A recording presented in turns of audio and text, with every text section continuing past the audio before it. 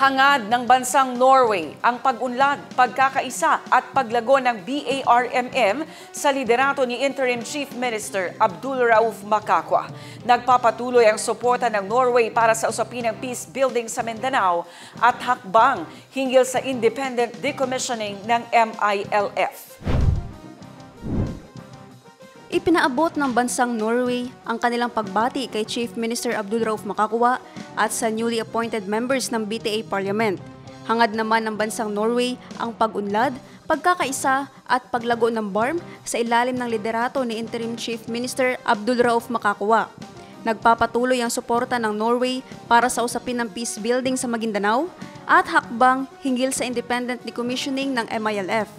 Suportado ng Norway ang bansa, BARM government at Bangsamoro tungo sa kapayapaan at kaunlaran. Naptali Bendol, iMinds Philippines.